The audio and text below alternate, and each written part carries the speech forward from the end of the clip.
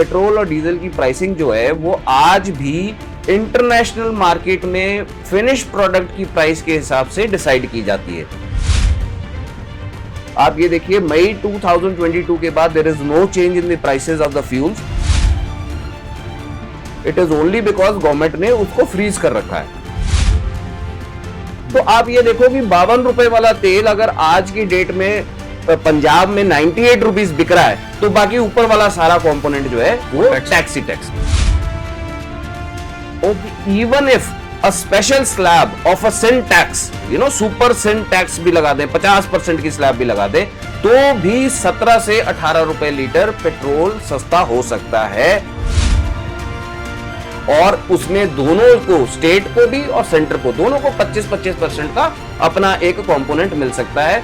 मैं ये समझता हूं कि ये बहुत मुश्किल नहीं है, पर मुझे लगता है कि कहीं ना कहीं सरकारें, चाहे स्टेट की हो चाहे सेंटर की हो, दोनों में कोई आपस में जो कन्फ्लिक्ट है उसके कारण ये डिसीजन नहीं हो पा रहा है। ईवी बेसिकली फॉरेन कंट्रीज में इसलिए कामयाब हैं क्योंकि they are energy surplus. We as a country we are not energy surplus. हमारे यहां तो जो फॉसिल फ्यूल है, कोयला है, उसको जला के तो हम बिजली पैदा करते हैं। तो हम एक तरफ से तो बिजली पैदा करने के लिए फॉसिल फ्यूल को जला रहे हैं और दूसरी तरफ से हम बात कर रहे हैं कि हम लोग एनवायरनमेंट को बचा रहे हैं। सो मैं ये समझता हूं कि ईवी का फॉर्मेट तभी अच्छा लगेगा जब हमारे पास सोलराइज्ड एनर्जी हो।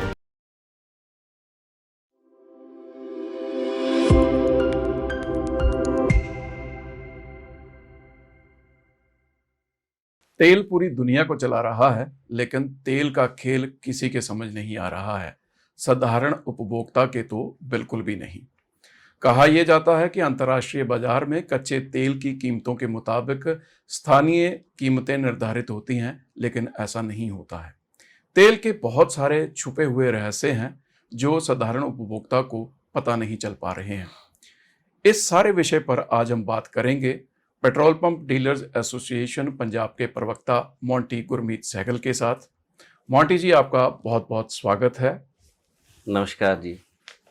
बात यह है कि तेल के चर्चे पूरी दुनिया में हैं, लेकिन तेल की कीमतें किसी की समझ नहीं आ रही। आखिरकार तेल का खेल है क्या? देखिए, तेल बेसिकली अगर हम ये कहें कि तेल हिंदुस्तान की इकोनॉमिक की ब्लड लाइन है, लाइफ लाइन है, तो गलत नहीं होगा। लेकिन आप ये समझिए कि ये तेल का खेल जो है ये बहुत समय से, और मैं ये समझता हूँ कि अब की सरकार नहीं, पहली सरकारों के समय से ही तेल का खेल जो है वो एक आम जनता तक पहुंचने की, जिसकी ट्रांसपेरेंसी की बातें सरकारें करती हैं, वो ट्रांसपेरेंसी आज तक नहीं आई है। 2003 में बेसिकली 2003 से पहले पेट्रोल और डीजल की प्राइसेस जो थी ये सरकारें तय करती थी, और कहीं ना कहीं उसमें एक मोटिव ये होता था कि सरकारें कंट्रोल्ड प्राइसेस पे पेट्रोल और डीजल आम जनता को प्रोवाइड करती थी। उसका सबसे बड़ा रीजन ये था कि महंगाई पे भी कंट्रोल रहे, क्योंकि तेल की कीमतें जो हैं वो कहीं ना कहीं डायरेक्टली प्रोपोर्शनेट हैं। अगर बाकी चीजों पे नहीं तो फूड सिक्योरिटी या फूड प्राइसेस, जो जिसको हम बोलते हैं फूड इन्फ्लेशन बोलते हैं, उस पे काफी असर करती हैं। क्योंकि जैसे ही डीजल की प्राइसेस बढ़ती हैं तो माल भाड़ा महंगा होता है, तो उससे खाद्य पदार्थ जो खास तौर से आम लोगों के लिए यूज होते हैं वो महंगे हो जाते हैं। कृषि पे भी असर पड़ता है, हर चीज पे असर पड़ता है जी। इंडस्ट्री पे भी पड़ता है, एग्रीकल्चर पे भी पड़ता है, ट्रांसपोर्ट पे भी पड़ता है, और अब तो आज की डेट में तो हम ये बात करेंगे कि आम इंसान की जिंदगी में भी असर पड़ता है। क्योंकि चाहे आपके घर में कोई स्टूडेंट है, वो भी टू व्हीलर यूज कर रहा है, तो पेट्रोल का उपभोक्ता तो वो है ही है। लेकिन ये जो कंज्यूम, इसमें थोड़ा सा मैं पीछे जाऊंगा, 2003 से पहले इफ आई रिमेंबर, इसकी प्राइसेस जिस तरीके से कंट्रोल्ड वे में चल रही थी, तो महंगाई पे भी काफी कंट्रोल रहता था। 2003 में गवर्नमेंट ने पेट्रोल पे, not on diesel but petrol पे, जो इसका प्राइसिंग मैकेनिज्म करते थे, एपीएम था, वो बंद करा दिया, और पेट्रोल की कीमतें जो बाजार के साथ इसको लिंक कर दी गई। और बाजार के साथ लिंक करने का मकसद ये था कि अब इसको हम इंटरनेशनल प्राइसेस के साथ लिंक कर देंगे, और जिस तरीके से इंटरनेशनल क्रूड प्राइसेस रहेंगी उसके हिसाब से ही तेल की कीमतें निर्धारित की जाएंगी जी। तो ये कंसेप्ट पहले 2003 में आया तो पेट्रोल पे था, और उसके बाद 2014-15 के आसपास आके ये डीजल पे भी, जो अभी मौजूदा सरकार है, इस सरकार ने 2014 के बाद डीजल की प्राइसेस पे भी जो डी कंट्रोल कर दी, गवर्नमेंट ने अपना कंट्रोल हटा लिया। तो 2-3 तरह के रिजीम्स हमने उसके बाद देखे लगातार। एक रिजीम हमने ये देखा कि इंटरनेशनल प्राइसेस के साथ जब लिंक हुआ तो एक डेली प्राइस मैकेनिज्म भी आया। उसमें ये डिसाइड किया गया कि रोज के रोज रेट बदलेंगे, रोज चेंज होंगे, कभी बढ़ेंगे कभी कम होंगे। लेकिन कहीं ना कहीं ट्रांसपेरेंसी जो थी वो इस सारे सिस्टम के अंदर, ट्रांसपेरेंसी जो थी वो खत्म होती चली गई, क्योंकि आम इंसान को आज भी इस चीज का एहसास नहीं है और शायद पता भी नहीं है कि जो भारत है वो इंपोर्ट नहीं करता है फिनिश प्रोडक्ट। वो हम इंपोर्ट करते हैं क्रूड ऑयल और उसको लाके यहां रिफाइन किया जाता है, रिफाइनरी में वो रिफाइंड होता है, उससे कई प्रोडक्ट्स निकलते हैं।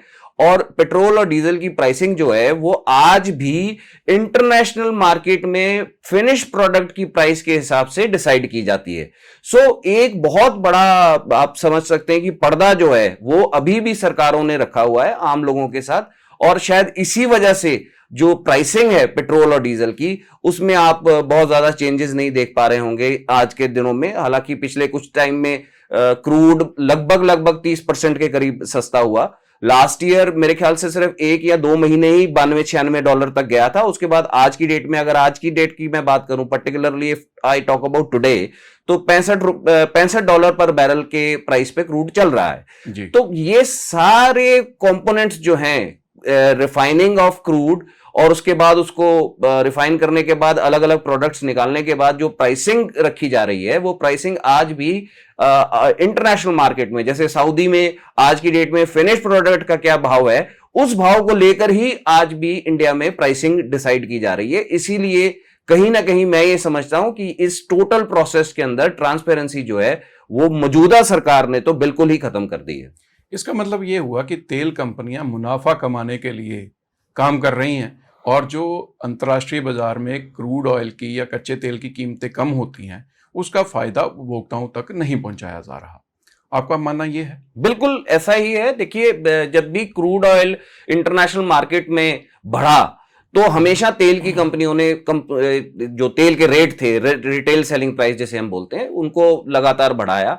और बढ़ाते बढ़ाते आप ये देखिए कि किसी टाइम में 110 रुपए लीटर तक भी पहुंच गया था। फिर बहुत हल्ला मचा, हम लोगों ने भी as a petroleum dealers also, because हमारी भी इन्वेस्टमेंट जो है वो डबल हो गई ऑलमोस्ट, क्योंकि कोरोना से पहले 2020 से पहले तेल की कीमतें जो थी वो 65 से 70 रुपए लीटर के आसपास होती थी, जो बढ़ के बाद में 110 रुपए हो गई।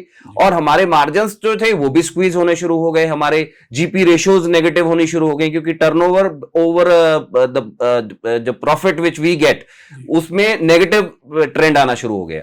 तो उसके बाद फिर 2021 में हमारे प्रधानमंत्री जी ने एक दिवाली के आसपास एक अनाउंसमेंट की और उसमें उन्होंने तेल की कीमतें कम की। फिर पंजाब में चन्नी गवर्नमेंट थी, चन्नी साहब के मुख्यमंत्री थे, हमने उनको भी रिप्रेजेंटेशंस दी थी, उन्होंने भी पंजाब में 10 रुपए लीटर पेट्रोल और 5 रुपए लीटर डीजल कम किया। सो वो एक समय ऐसा आया जिसमें लोगों ने, मेरे ख्याल से शायद पहली बार देखा होगा कि इतनी बड़ी गिनती में सेंट्रल गवर्नमेंट ने और स्टेट गवर्नमेंट ने मिलकर तेल की कीमतें कम की। पर फिर भी आज की डेट में तेल, बहुत सारे सूबे ऐसे हैं, बहुत सारे राज्य ऐसे हैं जहां पे आज भी 100 रुपए से ऊपर तेल बिक रहा है। पंजाब में भी लगभग 98 रुपए लीटर के करीब पेट्रोल है, 88 के करीब डीजल है। तो मैं ये समझता हूं कि जो पिछले 1 साल में जो क्रूड के प्राइसेस कम हुई हैं, उसका फायदा जो है आम जनता को नहीं मिल सका। और मैं ये भी समझता हूं कि ये जो टोटल ट्रांसपेरेंसी खत्म की है, इसी से ही कहीं ना कहीं हमारे आम इंसान की, या हमारे ट्रांसपोर्टर्स की, या हमारे एग्रीकल्चरिस्ट की, या इवन हमारी इंडस्ट्री की भी जो इकोनॉमी है वो बिगड़ गई है। जैसा आपने बताया कि प्रधानमंत्री साहब ने पहले कीमतें कम की, फिर पंजाब के मुख्यमंत्री ने कीमतें कम की। जाहिर सी बात है, जब कीमतें कम की होंगी तो उसका कोई घाटा तो नहीं उठाना पड़ा होगा, क्योंकि हम पहले से ही इतना प्रॉफिट लेकर के तेल की बिक्री कर रहे हैं। तो उसका कोई शायद असर जो है, वो असर या नुकसान जो है तेल कंपनियों को नहीं उठाना पड़ा। इस बात को प्रेशराइज क्यों नहीं किया जाता कि जो कच्चे तेल की कीमतें हैं उसका फायदा साधारण उपभोक्ता को मिलना चाहिए? ये इस पे बात क्यों नहीं होती है? देखो, ये तो मैं आपसे फिर बोल रहा हूं कि ट्रांसपेरेंसी की कमी है, नियत की कमी है। सरकार चाहे तो ये बेनिफिट अपने कंज्यूमर्स को दे सकती है। और बड़े अजीब सी बात है, अभी रिसेंट टाइम्स में जब कोविड हुआ था, तो कोविड के समय तो आप लोग हैरान हो जाओगे कि इंडियन क्रूड बास्केट $18 पर बैरल पे आ गई थी।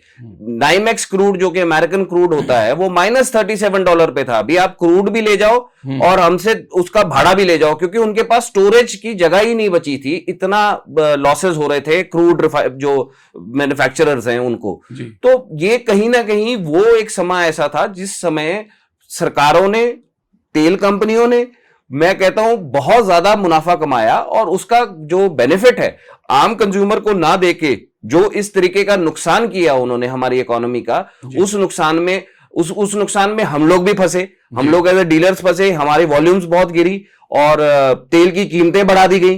तेल की कीमतें बढ़ाने से हमारी इन्वेस्टमेंट्स भी बढ़ गई, फिर बैंक के ब्याज भी बढ़ गए। तो ये बहुत सारे कंपोनेंट्स थे जो ऑयल कंपनीज और सरकार ने मिलजुल के एंजॉय किया उस पीरियड के अंदर, और उसको लेकर आज मैं समझता हूं कि आज वो समय जरूर आ गया है कि सरकार को इनकी प्राइसेस भी कम करनी चाहिए और एक टोटल ट्रांसपेरेंट डॉक्यूमेंट भी जारी करना चाहिए कि हम जो क्रूड लेके आते हैं वो किस भाव पे आता है और उसको रिफाइनिंग की कितनी कॉस्ट होती है, और उस कॉस्ट के बाद किस तरीके से इसकी प्राइसिंग डिसाइड की जाती है।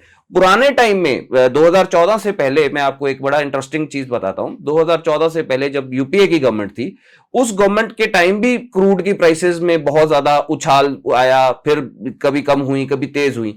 तो यूपीए गवर्नमेंट ने लास्ट टेन्योर में, if I remember, last tenure में आके एक्साइज ड्यूटी जो कि सेंट्रल गवर्नमेंट का कंपोनेंट होता है उसको इतना कम कर दिया था ताकि आम लोगों की जो जेब है उस पर बोझ ना पड़े, और वो लगभग ₹2 ₹3 लीटर तक ले आए थे।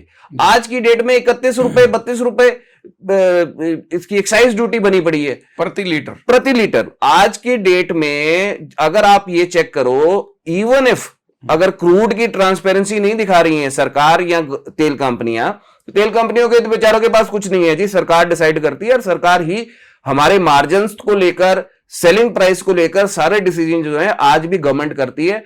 आप ये देखिए, मई 2022 के बाद there is no change in the prices of the fuels, it is only because government ने उसको फ्रीज कर रखा है।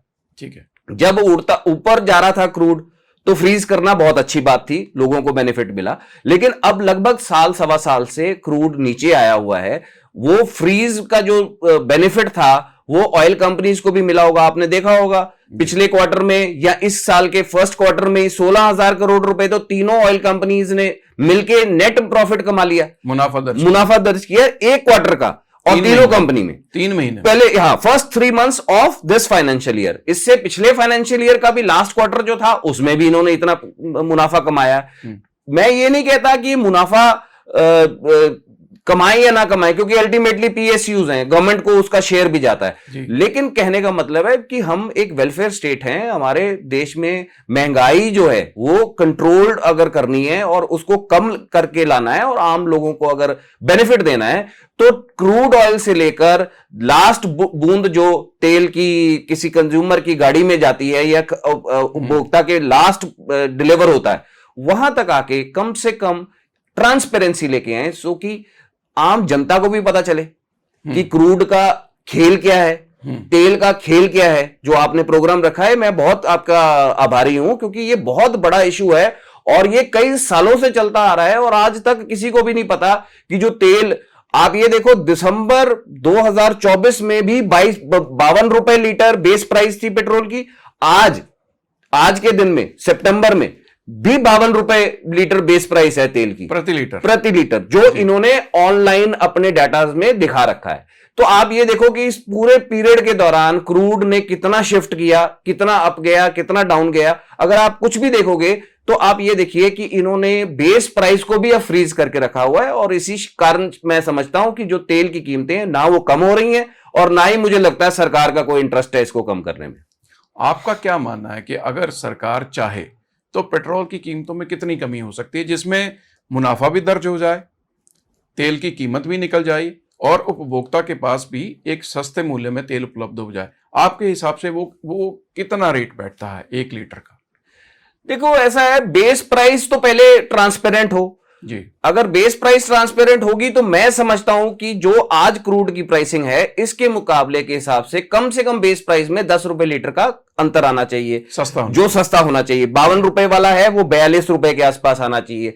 फिर उसके बाद उसका टैक्सिंग स्ट्रक्चर और सरकार की नीयत पे भी मेन क्वेश्चन आता है, सरकार कितना एक्साइज ड्यूटी कमाना चाहती है, क्योंकि ये एक ऐसा प्रोडक्ट है जिसपे केंद्र सरकार और प्रदेश सरकार दोनों की ही कमाई होती है। नहीं, एक थोड़ा क्लैरिटी चाहूंगा मैं आपसे कि 52 रुपए बेस प्राइस तेल का सरकार ने निर्धारित कर दिया, लेकिन हमें तो मिलता है 98 रुपए प्रति लीटर में। तो क्या ये टैक्सेशन की वजह से ही इतना महंगा हो रहा है, और इसमें केंद्र का और राज्य का कितना हिस्सा होता है?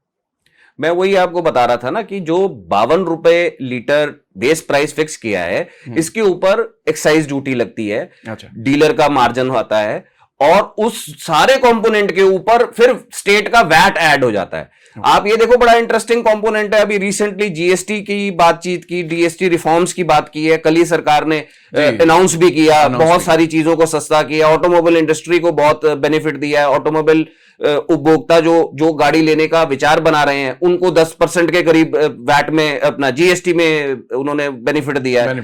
तो कहीं ना कहीं हम लोगों की भी बहुत समय से डिमांड है पैन इंडिया कि हम लोग ये चाहते हैं कि वन नेशन वन रेट होना चाहिए, और एक कंज्यूमर चाहे वो जम्मू से चले और कन्याकुमारी तक ट्रेवल करे, उसको एक ही भाव पे तेल मिलना चाहिए। हमारे इंटरस्टेट स्मगलिंग और interstate slippage, shift of trade, ये सारी चीजें बंद होनी जानी चाहिए। बिकॉज अल्टीमेटली क्या है कि fuel is now a necessity, it is not luxury anymore, it is a necessity.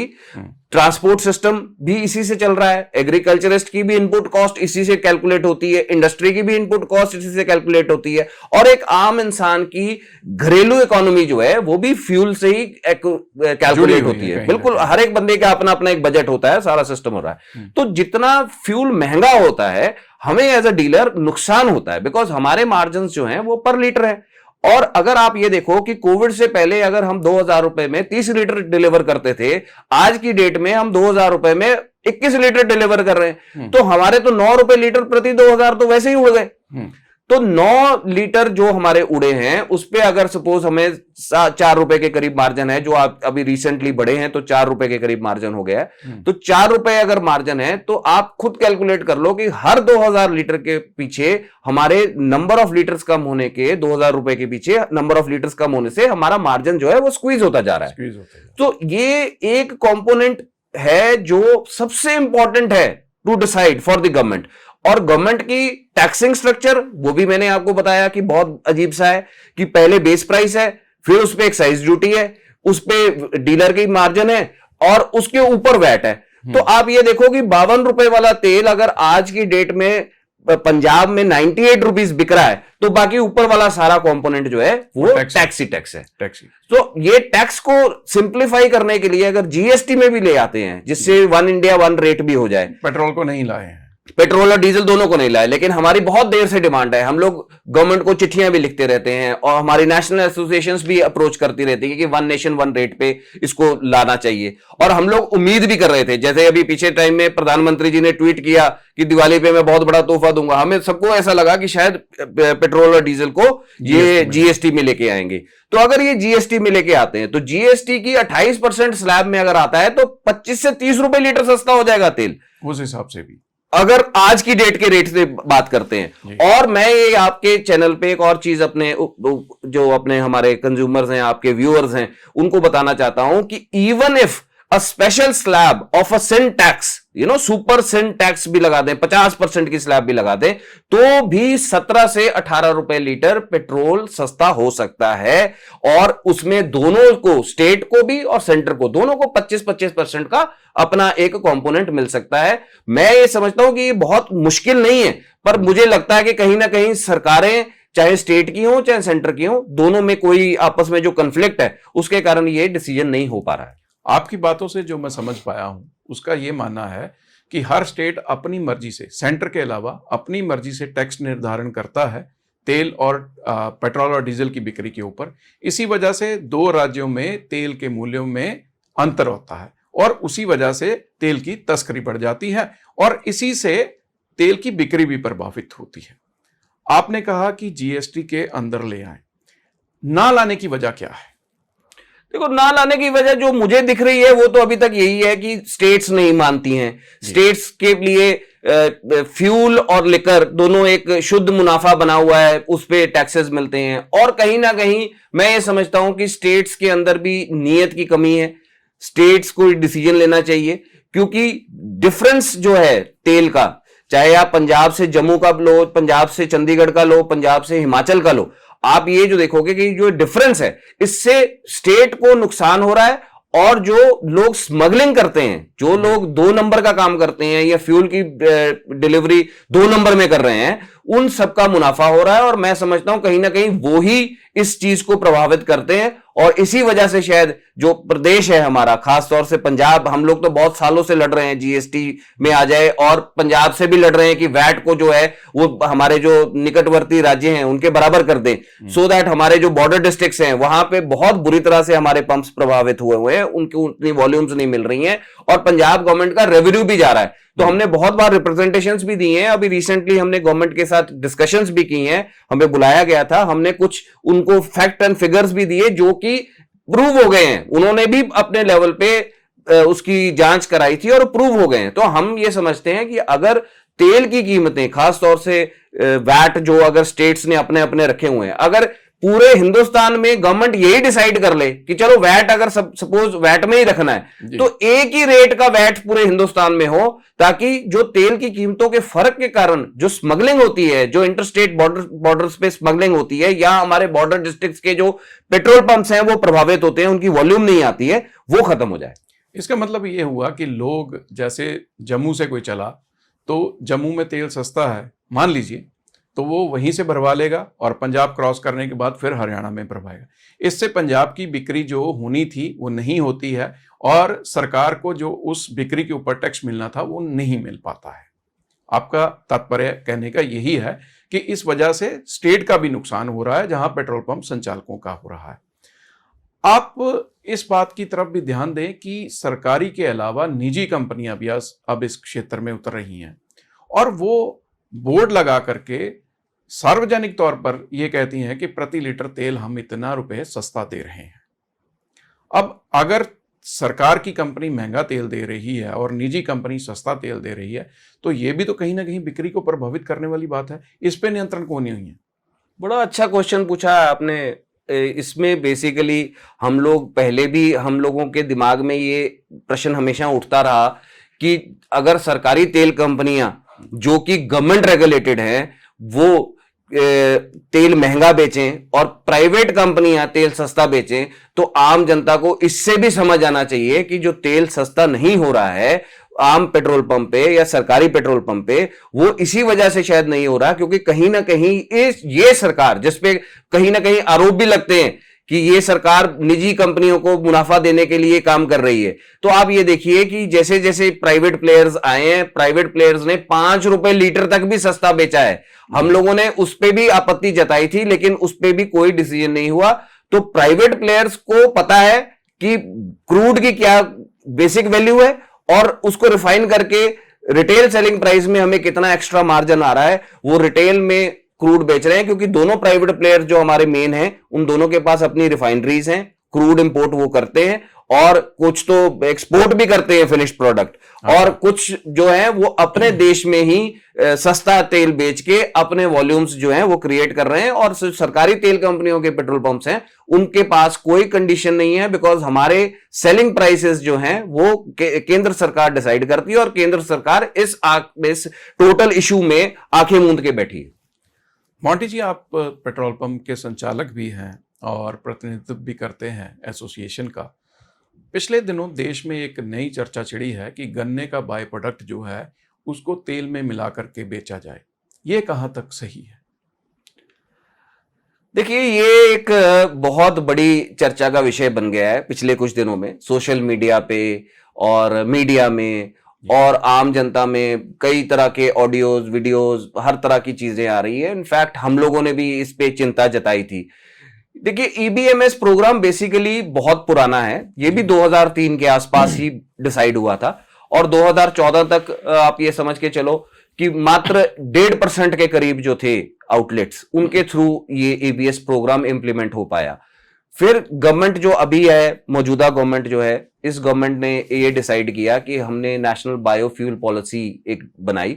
उसके अंतर्गत इन्होंने ये डिसाइड किया कि हम लोग जो है गन्ना किसानों के लिए, क्योंकि देखिए इथेनॉल बेसिकली एक गन्ने का बाय प्रोडक्ट है, और किसी टाइम में ये आप ये समझ के चलिए कि इसको कबाड़ के भाव बेचना पड़ता था या इसको डिस्ट्रॉय करना पड़ता था। जो लोग इसकी खेती करते हैं, अपनी डिस्टिलरीज का काम करते हैं, तो ये बाय प्रोडक्ट जो था, इस बाय प्रोडक्ट को फ्यूल में मिक्स करेंगे। तो इस पे काफी स्टडीज भी हुई हैं, रिसर्च पेपर्स भी हुए, सब कुछ हुआ। तो initially it started with 5% of blending, जो धीरे धीरे बढ़ा के 10% की गई। 1 लीटर में 5% एथेनॉल। हाँ, तो इथेनॉल पेट्रोल के साथ उन्होंने मिश्रण करने के लिए बायोफ्यूल पॉलिसी जब लेके आए, उसमें ये डिसाइड किया कि ये उसमें जाएगा, और 5% के साथ शुरुआत हुई, फिर 10% हुई, फिर 15% हुई, आज की डेट में 20% है।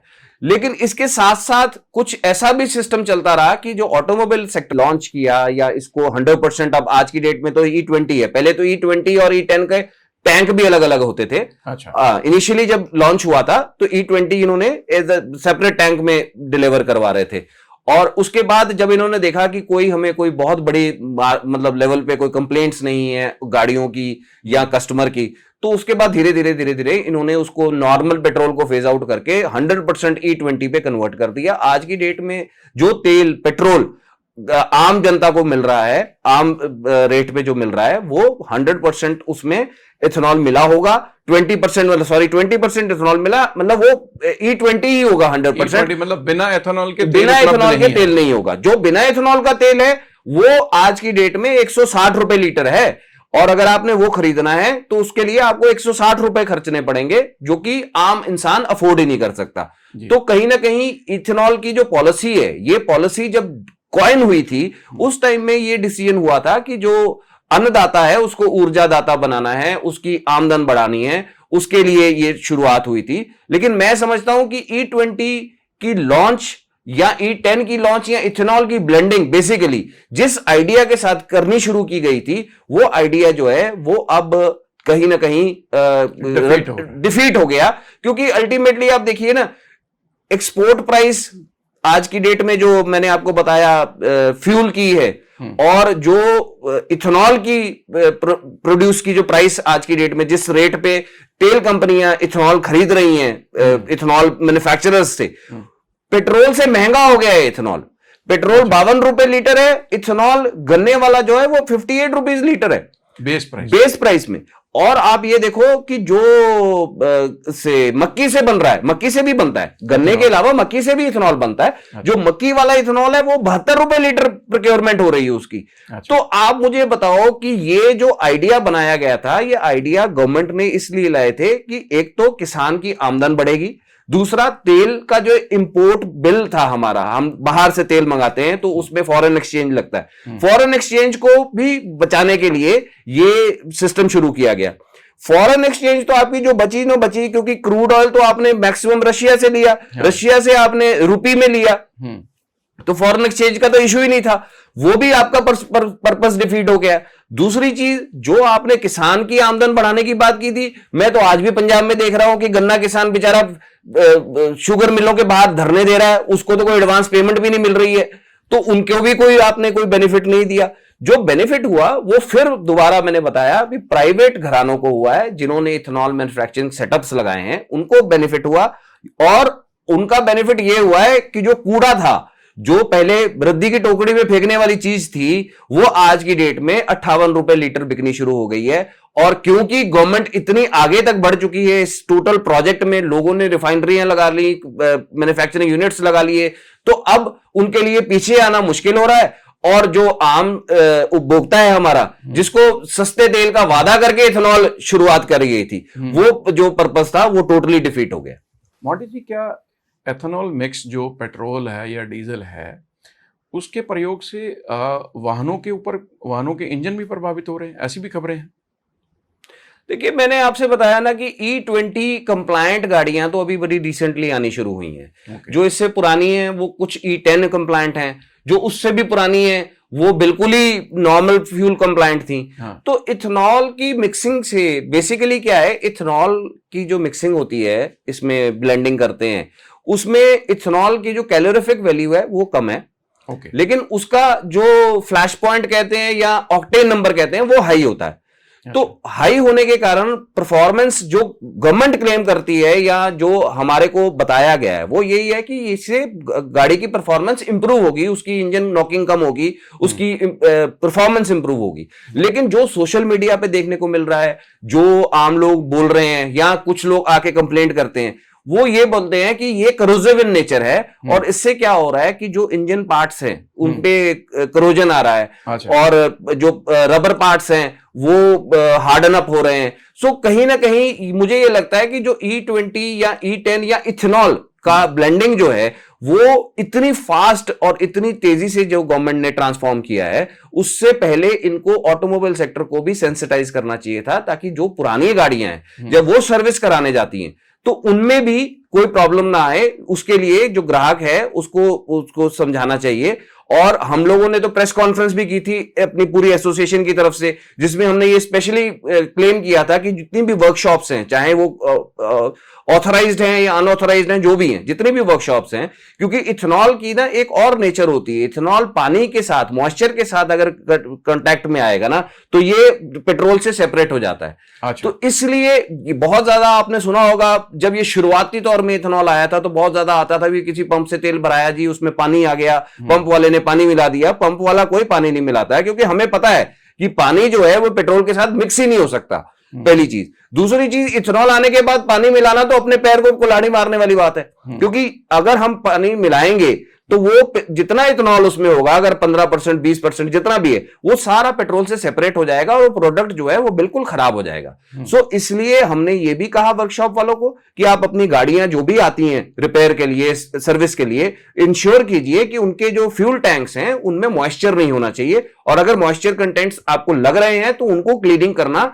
फ्रीक्वेंटली, ज्यादा हर सर्विस पे नहीं करेंगे, 6 महीने में करें, लेकिन फ्यूल टैंक्स को क्लीन कराना बहुत इंपॉर्टेंट हो गया है। क्योंकि अगर फ्यूल के अंदर मॉइस्चर, फ्यूल टैंक के अंदर मॉइस्चर कंटेंट है, या कभी सर्विस कराते हैं तो बाइक के ऊपर वो रिंग होता है, उससे पानी अंदर चला गया, तो उसमें अगर फ्यूल जाएगा तो वो फेज सेपरेशन हो जाएगी और ये दोनों चीजें जो है आपस में स्प्लिट कर जाएंगी और इंजन जो है वो खराब हो सकता है। जी मोंटी जी, पहले आई CNG और अब आ गए इलेक्ट्रिक। ये दोनों चीजें मिलकर के तेल की बिक्री को किस तरह से प्रभावित कर रही हैं? देखिए, CNG एक अच्छा प्रोडक्ट है और इको फ्रेंडली है, इन्वायरमेंटल इश्यूज नहीं है, उसकी अवेलेबिलिटी भी बड़ी इंपॉर्टेंट है, क्योंकि दिल्ली जैसा स्टेट कह लो, सिटी कह लो, वहां तो अभी कई सालों से चल रही है। पंजाब में इतनी अभी उतनी लागत नहीं हुई है, गाड़ियां नहीं आई हैं और गवर्नमेंट की तरफ से भी कोई एडिशनल सपोर्ट और इंसेंटिव नहीं है।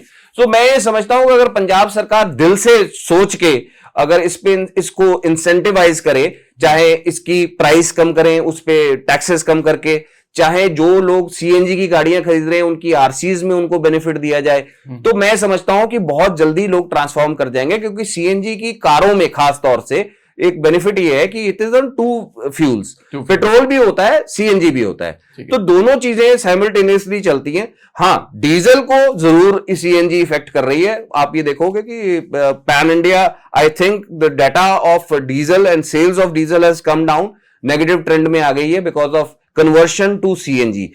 Whereas EV, if you talk about, it is more of a city based product, electric का, क्योंकि इसमें बहुत सारे कंपोनेंट्स हैं, चार्ज करना, और अगर ये चार्ज नहीं है तो इसको आप रेड के भी नहीं ले जा सकते हो, इसको टो करके नहीं ले जा सकते, इसको आपको क्या कहते हैं, वो जो कैरेज वैन्स होती हैं उनमें रख के ले जाना पड़ेगा। तो कहीं ना कहीं ईवी जो है वो एक लोकलाइज्ड फॉर्मेट में ठीक है, जिसकी 100-200 किलोमीटर की रनिंग है वो यूज कर सकता है, उसके पास कन्वीनियंट अवेलेबिलिटी ऑफ इलेक्ट्रिसिटी है, चार्जिंग इंफ्रास्ट्रक्चर इसमें बहुत। और इसमें एक मैं और इंटरेस्टिंग बात आपको बताना चाहता हूं। देखो, ईवी भी एक आइडिया सेंट्रल गवर्नमेंट ने कॉइन किया, सेंट्रल गवर्नमेंट ने डिसाइड किया कि हम हिंदुस्तान में ईवी लेके आएंगे।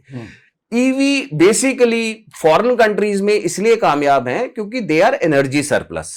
We as a country we are not energy surplus. हमारे यहां तो जो फॉसिल फ्यूल है, कोयला है, उसको जला के तो हम बिजली पैदा करते हैं। तो हम एक तरफ से तो बिजली पैदा करने के लिए फॉसिल फ्यूल को जला रहे हैं और दूसरी तरफ से हम बात कर रहे हैं कि हम लोग इन्वायरमेंट को बचा रहे हैं। सो मैं ये समझता हूं कि ईवी का फॉर्मेट तभी अच्छा लगेगा जब हमारे पास सोलराइज्ड एनर्जी हो, जिसमें हम फॉसिल फ्यूल वैसे ही यूज नहीं कर रहे। और दूसरी चीज ये है कि आप ये देखो कितना इंटरेस्टिंग कंपोनेंट है कि एक पेट्रोल पंप पे ईवी चार्जर लगा है, पीछे से बिजली नहीं आ रही है, उधर से जनरेटर सेट चल रहा है, तो डीजल को जलाने के बाद आप एक ईवी को चार्ज कर रहे हो। तो मैं ये समझता हूं कि ये आइडिया तो टोटली फेलियर है और ईवी मेरे हिसाब से हिंदुस्तान के लिए अभी बिल्कुल जरूरी नहीं है।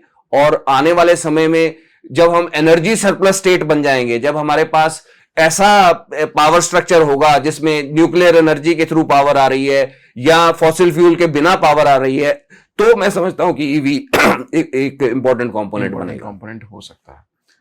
मोंटी जी, आपने बहुत सारी जानकारियां दी, उपभोक्ताओं को बहुत सारे वहम उनके और उनको जो कन्फ्यूजन था वो दूर हुआ होगा कि आखिरकार तेल का खेल है क्या।